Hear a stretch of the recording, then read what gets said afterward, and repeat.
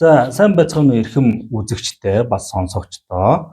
Манай Sky Live радио маань Монголын хамгийн анхны 24/7 явдаг шууд эфиртэй радио юм байна. За бас мэдээж яриг бас үздэг, подкаст хийдэг ийм л одоо нэг өрмөц одоо медиа channel болж хувираад байна да. За тэгээд түрүү 7 хоногт бол бид нэр гадаадад амьдрах ямар вэ гэдэг сурал подкастын эхний дугаарыг хийсэн. За энэ удаа бас хоёр дахь дугаарыг бол хийхээр зочин аварж ирүүлээд байна. За тэгээд зочинтойгоо яриагаа өрнүүлээ. Сайн байна уу та? Сайн байна уу? За та өөрийгөө танилцуулахгүй юу? Хаанхын ямар улсад ажиллаж амьдарч байгаа тэр үнэ тэргээд одоо ярих юм зөндөл байгаа байлгүй хоёулаа. Миний нэрийг Мөнх Наран гэдэг. Солонгос улсад ажиллаж амьдраад 1 жил 6 сар ажиллаж амьдраад тэгээд одоо ирээд нэг 7 л хонж байна. Оо за ерөөс удаагүй. Тийм удаагүй 7 л хонж. Энд ч оны онгоцны буудал дээр ч ингээд буухаар нэг гоё давс нар тийм. Тэгэхээр одоо бараг давсны өндөр нь гараагүй яваа гэж хэлж болохоор хүн байна да. За тэгээд Солонгос улсад одоо ажиллаж амьдрахын гачаад зөндөл одоо адал явдалтай байгаа байлгүй дээ. Ямар төрлийн ажил төрөл хийж ажиллаж амьдарч байв да. Яг нөгөө бусны л жишгээр л дээ. Тэгэл очиод ажиллаа хайгаал ингээл ер нь бол голцоо хийсэн ажил нөгөө буудлын ажил хийсэн. За. Буудлын цэвэрлэгээний ажил хийсэн гэсэн. За. Тийм. Тэгээд ер нь эмэгтэйчүүд ерөнхийдөө буудлын ажил хийгээд байдаг шүү. Тийм, эмэгтэйчүүд ер нь голцоо хийж байгаа. За. Тэгээд буудал нөгөө байр шинэ нүүсэн байрны цэвэрлэгээ дээр гэл эмэгтэйчүүд бол ажил хийдэг. Ямар хотуудаар нь голдуу байв? Пусанд байсан. Тэгээд ер нь бол нэг зүүн талын жижиг хотуудаар нь байсан гэсэн. Жижиг одоо тосгон гэх юм уу. За. Тэгээд ер нь ямар хуу байв? Одоо хамгийн чухал асуулт бол ерөөсөө одоо асуух хэрэгтэй юм гадаад амьдрах ямар байв та? Юу штэ. Одоо Монголоос бол нэлийн анхлууд одоо нэлийн хүлээлттэй л очсон байж таараш гэдэг чинь тийм. Нөгөө нэг амраа нэг шүдэнд зураад би юу хийчвэ гэдэг штэ. За тийм үү. Анх бол очиод яг нэрээ шүдэнд зураад бүр би юу хийчвэ гээл. За. Тиймэр санагдчихсан. Яг анх очиж байгаа хүмүүс бол нөгөө хилээ хасныг ойр зур мэддэг байгаад тий юмнууд айгуу сайн бэлдээ сэтгэл зүгээ сэтгэл санаагаа хамгийн гол нь айгуу сайн бэлдээд очих хэрэгтэй. Тэгээд ер нь бол нөгөө бид нар чинь гадаад очихороо л айгуу гой сайхан амьдарч байгаа юм шиг тий айгуу сайхан байдаг гоё байдаг тий нэг л их мөнгөтэй байдаг гэдэг ч юм уу ингээл ихэнх хүмүүс нөгөө тэгж ойлгодог. Гэтэл тэрний ард нөгөө стори фэйсбүүкийн зураг бол ерөөсөө итгэлтгүйгээд байгаа шүү дээ. Тэр цаана бол бас айгүй хэцүү ар гэрээ санана, эх орноо санана, үр хөвгтөө ээжээ аавыгаа санана тий бид нар чинь тэгэл ингээл амьдардаг да. Ер нь ажлын цаг нь хэдэн цаг байсан бэ? Хэдээс эхлээд хэдэд туссан? 8 цаг, ажлын 8 цаг. Тэгээд ер нь гол байр мөрөн дотроо байрлаж байна яаж вэ? Тэр юу гэдгийг түрээсэлдэг байрууд бас байдаг. За. Тэгээд түрээслээд өөрөө амьдраад тэгээд өөрөө ингээ ажиллаа хийгээд явж болдог. Эсвэл нөгөө дотроо бас байрлаа. Тэгээд байр хоолн цаанаасаа ч юм уу. Эсвэл дан байрны цаанаасаа хоолбоо гэдэг ч юм уу. Янз бүрийн л ажлууд байдаг. Би болохоор түрээсэлж амьдарч үзсэн. За. Тэгээд бас нөгөө байртай хоолтой ажлуудад бас ажиллаж үзсэн. Аль нь зүгээр санагдав? Харьцуулахад. Мэдээж нөгөө байртай хоолтой нь л тийм л байна тийм. Тэгээд 5-3 цаас ч гэсэн арай хэмнэлттэй босч. Тийм яг үнэ. Энд чинь нөгөө яг ганц бие эмэгтэй хүн тэгэнгүүтээ ингээд байр түрээслээ тэгээ тог газ метро унаа гэл тэ ер нь бол нөгөө хэрэглээ өртөг өндөртэй. Тэгэхээр нөгөө яг мөнгө хураа гэж бодож байгаа хүмүүс бол нөгөө очиод мэдээж бид нар чи ажил хийгээл мөнгө хураах гал явж байгаа шүү дээ. Тийм тэгэхээр яг тэгж амьдрах юм бол жоохон зарлага ихтэй. Тэгэл нэг ард түмэнтэйгээ амьдрал дуусандаа. Тийм л баг та. Тийм эхний 6 сар бол тэгж ард түмэнтэйгээ амьдарч байгаа. Тэгээ сүүлийн 1 жил бол яг байр хоолтой ажлуудаар энэ л ажиллаж байсан. Энэтэй ер нь бол 4 ажил хийсэн байна. Оо за. 4 ажил хийсэн. Хэлний бэрхшээл ямар хөө? Хэлний бэрхшээл эхлээд яг нөгөө чих жоохон онгоохгүй гэдэг ч юм уу жоохон ойлгохгүй тэгээ хэл мэдгүй учраас солонгос хүмүүс чинь хэлгүй хүмүүсийг айгүйх дээрлэгдэг загнадаг ууралдаг уцаарладаг тий яг нөгөө талаас нь бодох юм бол хэл мэдгүй байгаа учраас тэр харьцаж байгаа солонгос хүмүүст ч гэсэн бас хэцүү л байгаа л да тий стрессмэр байгаа. Тэгээд нөгөө хэл мэддэг болоод ирэхээр өөдөөс нь 5-3 үг хэлээд харах басны загнаж байгаа юм гайвч юм уу тий. Бас нэг тийм ялгаа юмнууд бас байна. Ер нь солонгосууд одоо за одоо мэдээж хэрэг өөрт чинь одоо хэр хандаж яав, ер нь нэг дээрлэх ч юм уу, эсвэл одоо найрсах ч юм уу, ер нь ямар хуу хандлагатай байв те. Өөрөө юу гэдэг нь Яг тэр тухайн хүний өнцгөр шалтгаална. Мэдээж нөгөө бусын хувьд ёсын даг гэдэг тий. Гэтэл одоо зарим хүмүүс бол очичоод нэг инээд манайхан ч нөгөө инээдгүү гэж тэгдэг шүү дээ тий. Инээдгүү, мэдлэлтгүү өдр байх жишээтэй байдаг. Тэгэхээр яг нөгөө бусын хувьд ёсын дагаад яг мэдлэг хүндлэх ёсон тулцсан газар учраас яг мэдлээд хүндлээд ингээд ажлын цагаа яг ягштал бариад ингээд явах юм бол нэг айхтар тийм нэг муухай харьцах байдаг ч юм уу тий. Тийм зүйл надтай бол нэг тулгарч байгаагүй. Гэхдээ сонсож байхад одоо солонгосчууд айгүй муухай харьцдаг ингэдэг гэдэг ч юм уу, ялгуурлан гадуурх гэдэг ч юм уу. Тиймэрхүү юмнууд яг мэдрэгдэх үе бол бас байна. Тийм. Тий, яг нэг гадаад хүн гэдэг учраас солонгосчууд өөрсдөө айгүй нэг үнцэрхэг ард түмэн, маш үнцэрхэг хүмүүс. Энэ гадаад хүн гэдэг утгаараа одоо та нар ингээ гадаад хүмүүс ээжэж тий, манай их оронд ингээ ажиллаж ийж илүү ажиллах хэрэгтэй гэдэг ч юм уу. Мэдээж гадаад хүмүүс бол ажлын хүндийг л хийн. Солонгос хүмүүс хийж чадхааргүй ажлыг л одоо бид нэр илүү хийн. Илүү ихтэй бүр илүү чанартай бөгөөд сайн гэдэг гэсэн. Цалин болонгоо бол өгөх тал дээр ямар нэгэн асуудал бишээл гайгүй юу? Гайгүй. Ер нь бол асуудалгүй байсан миний хувьд. Гэхдээ нөгөө цалингаа өгөөгүй өгсөнгүү гэдэг хүмүүсийг бас сонсч байсан. Гэхдээ тэр одоо нөгөө юм хөгжсөн учраас ер нь асуудалгүй болцсон. Нөгөө хуульчид хандаал ингээд авчих боломжтой гэсэн. За ер нь яг уу зүгээр одоо бид нар Монголд ингээл харж байгаад саяны хавар чинь нөгөө солонгосчууд чинь нөгөө иммиграшн чангараал монголчуудыг ер нь ганц монголчууд зүгтээ гадаад ажилчдыг барьж яан янз янз буцааж амирханд байсан. Тэр ер нь сая ямар хуу байд солонгос. Яг бодит байдал дээр ямар. За 2024 оны байдлаар солонгос нийтдээ 4500 гаруй монгол хүмүүс ажиллаж амьдарч байгаа. За энээс болохоор за нэг 10 орчим хувь нь одоо визгүй харилцан хүмүүс байгаа.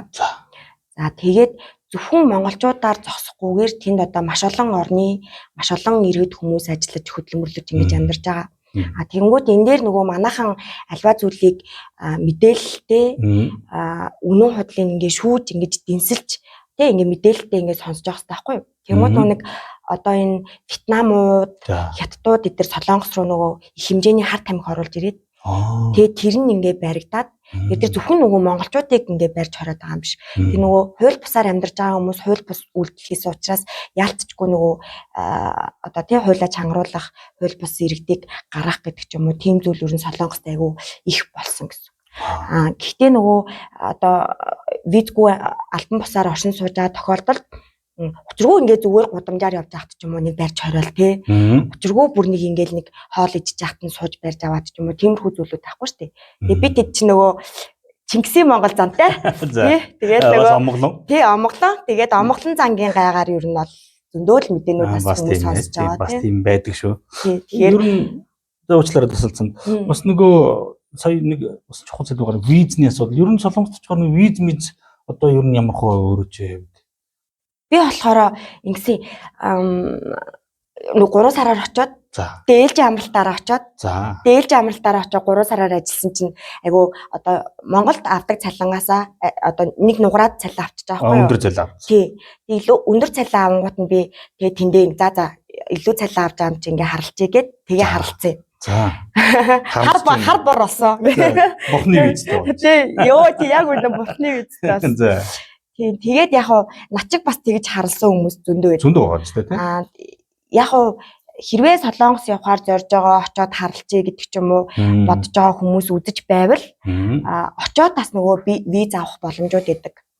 Тийм аялын визээр гарчаад тэгээд очиод виз авах боломжууд байдаг учраас тэрийг бас айгүй сайн судалж үзмээр юм билээ. За тэгээд одоо ч хоёулаа ерөнхийдөө таны талаар ер нь солонгост байгаа монголчууд маань ер нь ямар хуу байна. За тэгэл одоо мэдээж ирэх бүгдээрээ л одоо Монгол руугаа сэтгэл нь байгаа шүү дээ. Одоо тэгэл за манай монголч одоо юуг нь нөх хувьдаа саяны энэ хавар чинь нэлээд божигнаатай байлаа шүү дээ. Цүнхний хэрүүлээс гол төрөө юмэл одоо явж байна. Энэ талаар ер нь одоо ямар хуу байна. Ер нь монголчууд маань ер нь байдал ямар хуу байна солонгост.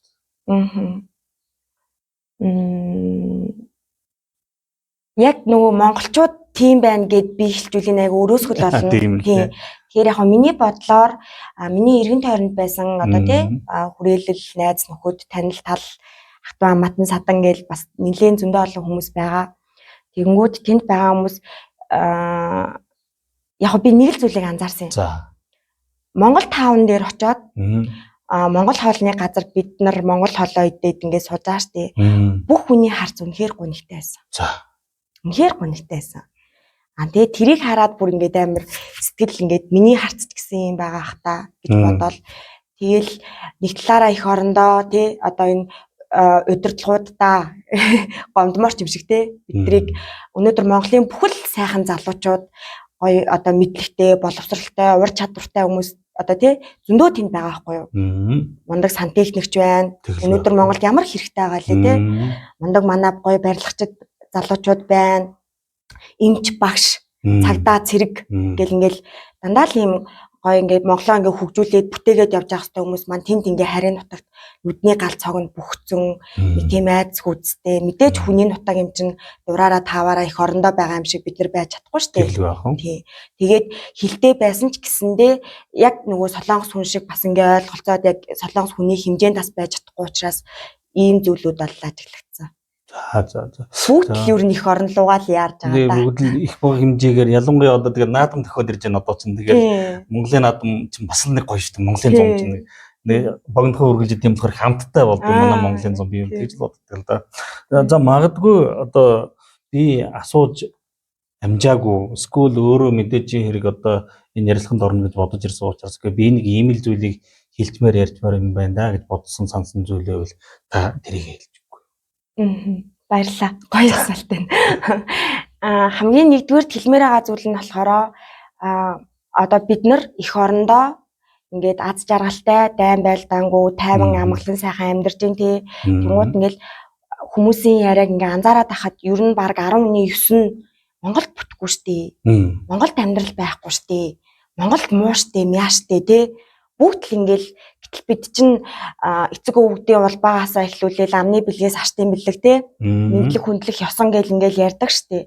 Тийм болохоор иргэн хөгжиж улс хөгждөг гэдгийг л хүний нутагт айгуус ойлгосон. Яг л Солонгост бол те хүмүүс чинь хогоо кармалал явж ах жишээ нэ. Тэ ингээд гих мэдчлэн ингээл гадаа байхдаа зүгээр нэг апартныхаа гадна талыг ингээ өөртөө ингээ цэвэрлждэг байх жишээ нэ ч юм уу. Яг үнтэй адилхан бидний цөөхөн монголчууд их орноо хайрлаад амьдарж байгаа одоо тий их орноо муулахаасаа илүү би энэ их оронд юу хийх вэ? Миний хийж чадах зүйл юу вэ те? Би яавал ингээ зүв байх вэ? Яавал гэд. Тэгэхээр их орны хөгжил өнөөдөр муу байна, мяа байна гэж ярахаасаа илүү би яаж хөгжүүлэх вэ гэж бодож одоо ярьж байгаасай л гэж хүсэж байна. Нэгдүгээр. Хоёрдугаар тас хэлхийг хүссэн зүйл маань яг өмнө нь одоо манай сонсогчд маань гэсэн те та ч гэсэн ер нь ингээ сонсч л байсан бах та. Гадаадад бол ингээд монгол хүнээсээ л хол яв. Миний бүр хамгийн их сонссон. Тэгдэг хамгийн их дэлтгэл зүйл те. Тийм. Тэгээд намайг за чи айгүй итгэмтгий шүү чи монгол хүнээс хол яваарай чи гэл ингээл айгүй хүмүүс загсан байхгүй юу? Би болохоор хол явмааргүйсэн. Хамт баймаар байсан. Яг өмнө нь ингээд те бидний өмнөх үе ч юм уу өөр одоо тэр гадаад усад амьдарч исэн хүмүүс нэг нэгнээсээ хол явдаг байсан байгааз. Одоо энэ чинь 21-р зуун техник технологи хөгжсөн хүний боловсрал оюун тарихтэй гоё усад гоё газар амьдарч ийн энэ чинь ингээд өнөөдийн суралцаад нэг нэгнтэйгээ илүү ойр дотн байгаад те нэгэндээ ингээд чадах зүйлээрээ туслаад гадаадад нэг нэгнээсээ хол биш нэг нэгнтэйгээ ойр илэг нэгтэй байгаарэ гэж уриалмаар байна. За баярлалаа. Их гоё үг байна. Нээрэд хийн шүү. Ерөөсө монголчуудаас холоороо л гэж одоо цагтдаг байсан шүү дээ, тийм ээ. За ингээд өнөөдрийн манай гадаадад амьдрах ямар вэ гэдэг подкастын маань ээлжид нэгэн дугаар хүрлээ. За манай зочин маань Мөнх наран гэдэг энэ бас дайч өмсгөө байла. Бас одоо хүний газрын сайхан муухай бүгдийг л одоо өөрийнхөө өнцгөр гаргаж ирж ярьлаа. Бас их гоё нээлттэй сайхан ярилцж байгаад баярлалаа. Тэгээд таны Монголд ирээд ерөөс 7 хоног байгаа тийм ээ. Тийм. Одоо тэгвэл одоо жиггээ хөрсөн дээрээ буугаад их юм болно доо.